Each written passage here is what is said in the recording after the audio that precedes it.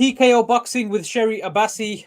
Once again, I'm joined by another guest from across the pond, Mr. Criztec Bazaldua, El Flaco, as he's known in the ring. 140-pound prospect, is that correct? Yeah, 140 pounds. Where are you based in the USA, Criztec? Los Angeles, California. So you're based in California, and you are entering the WBC Grand Prix in Riyadh, the first iteration of this tournament, essentially. So first of all, congratulations on making it through that selection process. I'm sure this will be a massive opportunity that you're looking forward to very much. Is that the case? No, thank you very much. And yes, sir, it's going to be a very big opportunity, and I can't wait to display my talents at such a worldwide level. 100%. Criztec, obviously, I like I said, I've been doing a few interviews with the guys who are entering the tournament, and just by chance, quite a lot of them are actually at the same weight class as you. And I was saying to all of them, every time I speak to one of them, I'm like, you know what, I like that kid. And now I'm stuck because I don't know who to root for, because you're all such good guys. I'm like, shit, man, this is going to be awkward, because at some point you guys are going to get drawn against each other. We don't know who's going to face who. But it seems like the guys that I'm speaking to are all very humble, driven, and taking this opportunity very seriously. And to me, in a day and age where a lot of guys who are sort of in your age bracket, the younger generation, as I say, social media makes people think that maybe, you know, kids that age, or I call you a kid only because you're younger than me, you're obviously not a kid, but you know, they say people in that age bracket, you know, lack respect, or they don't have morals. But all of you guys have carried yourself, like, you know, very, very well. So hats off to you guys for having that respect. And I think that ties into the sport, the discipline and respect that boxing teaches you from a young age. Definitely, I think you guys are reflecting that, you know, that side of things very well, and you carry yourselves well the way you speak. So, you know, hats off to all of you for that. And I think, you know, this is going to be an action-packed tournament in that weight class in particular, from what I'm seeing. Have you started to look around at the, you know, the surrounding opponents and started to scout and get a feel of things? Well, to be honest, no, I haven't done any of that, because at the end of the day, like, I don't know who I'm gonna get drawn with my first fight. So right now we're just sparring different type of styles, seeing what I'm gonna do, and then I don't want to have my mindset on one opponent, and at the end of the day, I'm not gonna fight that opponent. I think I'm gonna see this guy in the finals. Why would I do that to myself? I'd rather just go one step by step, not take it too far, because that's what I used to do a lot in the amateurs too, in national tournaments and everything. I'd say, oh, I'm gonna meet this guy in the finals. Couldn't find out I lose like in the semifinals and the quarterfinals, and that's just on my part, because I'm too focused on the future. Instead, I just need to focus on what's at hand. Absolutely, that makes complete sense. I was thinking, obviously, I'll be honest, I've never boxed in my life, not on, you know, the type of level you guys have. So I always wonder, when you're in like this sort of setting, do people start looking ahead, not necessarily from a point of confidence that, oh, I'm going to reach the final, just in general? Do you look at certain guys and say, you know what, he's really good, I need to just have his sort of number, and think about these type of things? So just to know how the mind of a prospect works, especially in these situations. How did you come across the actual sort of the application form for the tournament? So with me, it's a different scenario, because I've been working with Matchroom my whole career so far, and God really, everything's gone great with them. And I had a fight set up on January in Las Vegas against another undefeated prospect, but I ruptured my eardrum, so the fight had to be postponed. And I went back to the gym and everything. They wanted me to stay active because they weren't gonna be able to get me out back until May. So they told me to get a tune-up fight in March in here in my home city. I was like, okay, for sure, I'm down. We were gonna do it, but then that fight card got canceled too. So it was either between waiting until May to fight with Matchroom, or entering this tournament, because they had sent my manager an application if I wanted to join, and I was like, okay, of course, yeah, I want to join. So we filled out the application, because also as an amateur, I won the WBC tournament here in the United States. So I had a pretty good situation going on with them, and God willing, they selected me. Is that the WBC Youth Championship? Yeah, in amateurs. Oh wow, okay, amazing! Congratulations on that as well. That's great. Thank you very much. So you've got experience in these settings anyway, from the amateurs, you know, winning tournaments. Have you won Golden Gloves as well? No, I've always been too young for the Golden Gloves, and I turned pro right when I was at 8. I turned pro at 18, so I was right at the age of the Golden Gloves. I couldn't do it. Oh, okay, sorry, got you. You know, it's because the Golden Gloves, I think, so I wasn't sure about what the rules are, so that makes sense. It's one of the biggest things out here. You go around, everyone says, "Oh yeah, I won the Golden Gloves." It's a pretty big thing out here in the States. In the States, it's massive, because a lot of fighters talk about it. It's a big thing, so I'm aware of it. It's just we don't have it here, so it's hard to know what the the rules are and the ages and stuff. That's good to know. Thank you. I've learned something from you today, so that's good. Criztec, with yourself, then you mentioned obviously that you've been working with Matchroom for a while. Obviously, Matchroom's one of the biggest promoters in the UK, and also they've now got a global reach as well. They've got a show in Australia this weekend, for example. How did your sort of partnership with Matchroom start, and how long ago was that? As soon as you became pro? Yeah, no, it was as soon as I became pro. So I was qualifying for the Olympics. I was doing the Olympic trials and everything, and then I had gotten sick, and I had to take some time off, and I was going to go back next year to get back on my game and get ready for the next trials, right? Because I had been selected to go to the Olympic trials because I had won 2 qualifiers throughout the year in March and in June to be ready for the one in December, because I was selected to the top 4 already. But then I got very sick out there in Lubbock, Texas, when we went, and like it was at that time in my mind, I was like, oh man, everything's going downhill. Like my opportunities leaving everything, and then out of nowhere, my now manager, his wife, her name is Ramla Ali. They used to train in our gym, but they said that he had came up to me, and mind you, I didn't think any of this because like I'm just getting to know him. He's not my manager or anything yet. We're just good people. He said, oh, Matchroom's interested in you, and like they want to sign you and everything. They want to see what it is, and then the matchmaker from Matchroom came through to the gym to see me spar and everything. I had talks with different promotions going on as well, because we were on the path to see if I was going to turn pro or not as well, because like I was becoming a little big deal in amateurs too. So it was just a very hard decision, but at the end of the day, we decided to turn pro with Matchroom and leave the Olympics behind and all the other promotions that were in the race. What was it about Matchroom that made you sort of sign with them over everyone else? Well, I think Matchroom to me is right now it has the most to offer in any promotion right now. They have fights almost every weekend. They have a great stable, a great team. It's like throughout every fight, it's like a family with them. They're great people, and they just nothing but respect. Amazing. So I'm glad to hear that's going well for you. Yeah. Just to go back for a second, you mentioned Ramla Ali. Is that the boxer who signed to Matchroom? Yeah. Okay. I think she has a fighter in April as well too. Okay, so her partner is your manager now. Yeah. Mm-hmm. Oh wow. Okay, small world. All right, Yeah. nice. And I suppose it's probably a good thing that she's a boxer, because she can give perspective on certain things as well. Yeah, so no, of course, that partnership definitely works well for you as well. So hopefully they can do things that are best for you, in your interest. Essentially, that's what their job is. So hopefully, yeah. So okay. So again, you've got a good amateur background. You turned pro 18, so from a young age. How old are you now, Criztec? I didn't ask you. I'm 20 years old.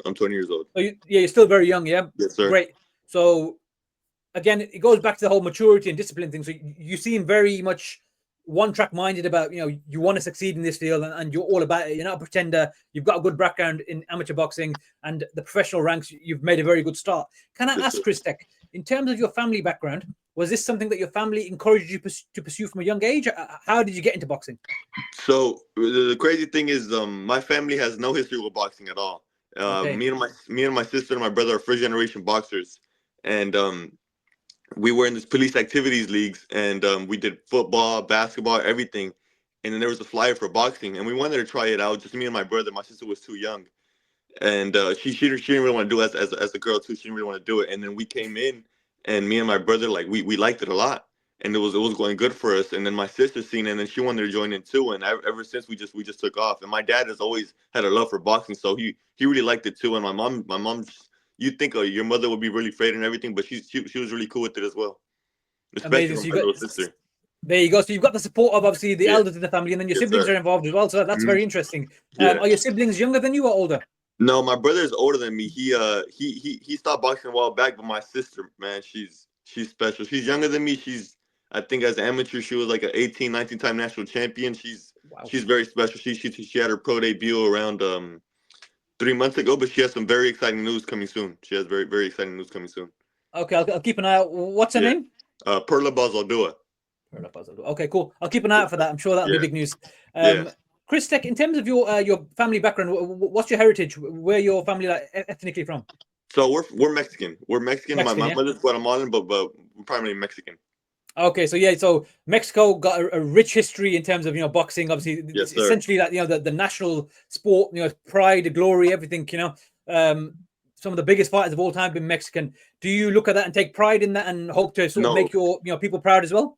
No, of course. In anything I do, I'm very proud to be Mexican. It's just my even just my family, like the background we have, but then we just go out and you go to these events and you just see like it fills your heart up. It fills your soul with joy seeing how much like it means to them, and it just makes you more grateful and makes you like, oh man, this is really my culture, and you just set a standard to appreciate it, and even at a level when I want to put my people up to the highest because I know they have a standard for me as well.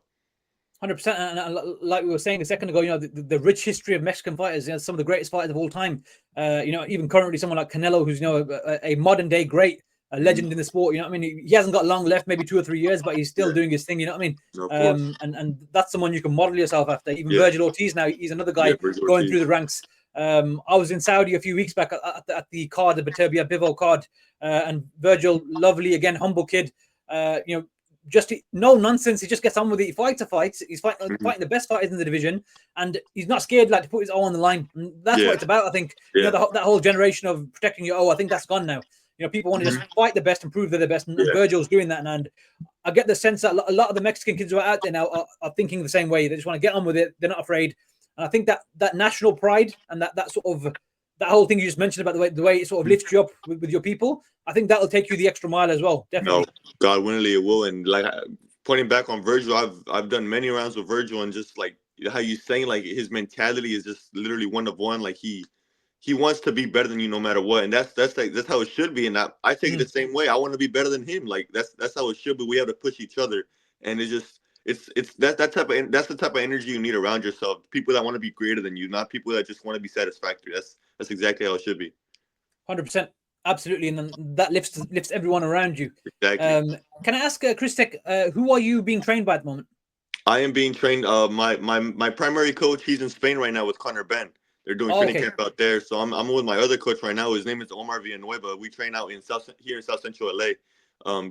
But my team, I have a very solid foundation. I have a great strength and conditioning coach, and I have a great manager. My father comes around once in a while to help me out. I have a very solid foundation. I'm really good. So overall, then the pro ranks for you. You made a solid start. Then you've got a great, like you said, great team behind you. Your head screwed on properly. You're thinking the right way. You're looking at things the right way. Talk to me a little bit about injuries. You mentioned you had an injury to your eardrum. Is that the first injury you've received as a pro, or have you had any other injuries? I've had previous injuries as well. I don't know. I've been as a young kid. I've been riddled with injuries so far. My thumb isn't fully healed yet, but I have I don't know, right here. I have I can see it. Thumb, I think it's a dislocated. Dislocated. I think it's both or something like that. But I tape it up every day. I do my red light therapy. I do a bunch of things, and I try to keep it good. My ruptured eardrum. I've also had my Achilles. I've had a bunch of injuries in as a young kid so far. But I feel like is this God testing me? He seeing how I'm gonna play it out, and I also have a great team behind me that helps me out with everything. Like my strength and conditioning coach, he does a bunch of therapy with me and everything, and just also like the right mentality around me too. Like, oh, you're young. Like, don't worry much about it. You have a long future ahead of you. It's all gonna be okay. Just keep staying in the gym. Like the main part is just staying in the gym, and obviously you want to be active. But if these injuries come, you gotta push through and surveil. 100%, and I think it's important, like to know that boxing is, even though you've been an amateur anyway, so I'm sure you've had issues before at times as an amateur, but as a pro, that injuries I think happen all the time. They can be small, they can be big, but you hear from some of the best fighters out there will say, no one's ever 100% going into a fight because it's a physically taxing sport. If you're in training camp for 12 weeks or however many weeks, every day, 2 or 3 times you're training, you're running, this, that, you're going to have something or the other that's going to be bothering you. But I suppose that goes back to giving credit to the boxers again. That it's such a difficult, career choice, a lifestyle essentially, that, you're putting yourself through this, the windmill every single day. The process that you're going through is pushing your boundaries. But this is what takes you to the next level of. It's about pushing through the pain barrier, isn't it? Because when you're in the ring, when someone's hitting you back and it's getting tough in there, you need to find a way to get through that, isn't it? Yeah, exactly. It's all to me. It's all in the mind. Everything's on the mind. Like today, in when I ran, like in the morning, you're running, and then like your body, like especially like being by yourself is when you touch yourself most mentally. Like nobody's looking at you. You think, oh, you could push it off easily, and then the last lap you're trying to take it easily. Like your mind talks to you, like, and also like God, you just know God's with you and everything that you push yourself. Like it's just a voice talking to you. You gotta push yourself even more. Like you gotta do what the other person isn't doing. You gotta push yourself even more. And I think that's the main part that I've been working on as myself recently. Like my mentality is changing. I want to be better. I know I can. I know I'm the best. I know I'm the best, and I just gotta push myself to that limit. I suppose it's about coaching yourself to have that self accountability, like you said, Yeah. when no one's watching you, Yes, you sir. push yourself and demand the best from yourself at all Yeah. times. That's the way to do it. Absolutely. Criztec, talk to me a bit about, you've mentioned God a few times. I saw you got the you had a cross on around your neck on one of your posts. Yeah, So I do. I always you're have a this around. Catholic, or are you a Catholic? I'm Catholic. I'm Catholic. Okay, Yes, sir. yes. And talk to me how about how your faith has helped you in this career essentially. Like how much importance does your faith play? No, my faith is the biggest thing in everything. My trust in I could put my trust in God and leave everything to Him. I think God is number one, and He prevails us through everything, and we just gotta put our trust in Him, trust and faith in Him, and He'll let everything else. He'll handle everything else for us.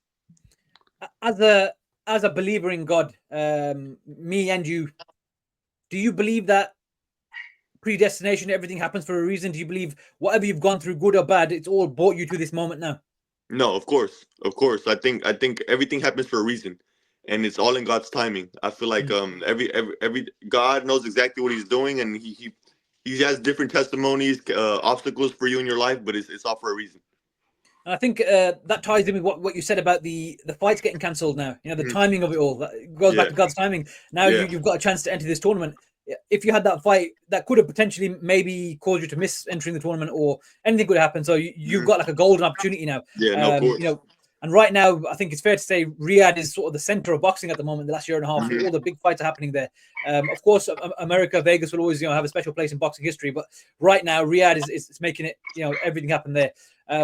What are your thoughts on what Saudi has been able to do in the last year and a half and make all these big fights happen? Do you think Riyadh will be the spot for a long time moving forward? No, I think so. I think it really will. I think Riyadh is a new place to be, and I think Turkey, Al Sheikh, and everything there is moving in the right direction. The biggest fights in the world are happening. He's making all the promoters come together. I think that's the future. I think Riyadh is the future. Okay, have you ever been to Saudi before? Will this be your first time? No, it's going to be my first time. This is going to be my first time. My sister has gone to Saudi, and my brother as well. My brother is currently in London with my manager. They're going through Ramadan together right now. Yeah, nice. Yeah, I'm fasting right now as well. I've got about an hour left. Yeah. I've got an hour left, so yeah, get to eat and have some water finally. Yeah, yes, sir. That's good. So you're, like we said about the tournament, Riyadh. There's all positive things, right? For the sport of boxing, we've heard about Turkey Al Sheikh and the new league that's going to be coming in the next year or so with Dana White. I appreciate you're only starting out essentially the last 2 years as a pro. What are your initial thoughts, just purely as a boxing fan, essentially, about this league and what it can bring to the sport? No, I love it because I also seen this recent interview by this other prospect that I know. His name is Callum Walsh. He had said, because he has good insiders because he's with the 360 Promotions. That's Tom Lawfer, and they're very close with Dana White. And he fought the other day, didn't he? He fought the other day. Yeah, he fought this past weekend, but he had some inside tea, and he had said that this new league is gonna make everyone fight the best, even as a prospect. Like they want you to test each other. So I just know it's just gonna be the best versus the best, and that's what boxing needs. Like we shouldn't think of that. Oh, you want to keep your shiner, like you want to be undefeated your whole life. No, you gotta test yourself to be the best. That's one of the biggest mentalities too. I'm not in the sport to be undefeated. I'm in the sport to be the best. I want to fight the best. I want to be the best. I want to leave a destiny and legacy behind. I want people to remember me for who I am, not for someone I'm trying to be. Absolutely, and I think, like you said, some of the greatest of all time, they took multiple losses and came back. It's about how you bounce back from it as well. Yeah. That's what builds your legacy, isn't it? I mean, look at every other sport. I don't know if American football is big out there, but look at Tom Brady. Look at Lionel Messi. Look at Cristiano Ronaldo. They've lost many times. They're still the greatest. But at the end of the day, I'm not going into a fight thinking I'm a loser. I'm in my mind, I want to win every fight. So hopefully, God willing, I will end up undefeated. But in my mindset, I want to be the best, and I want to fight the best.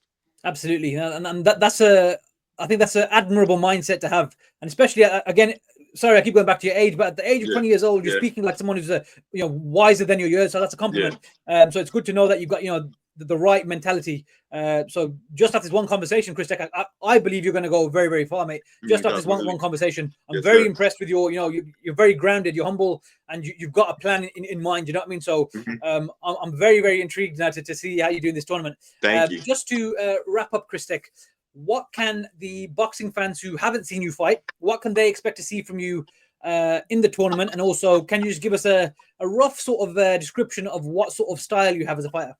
Well, I'm a very recently a lot of people have been calling me very slick, but I'm a very tall, lengthy a boxer. I like to use my jab a lot.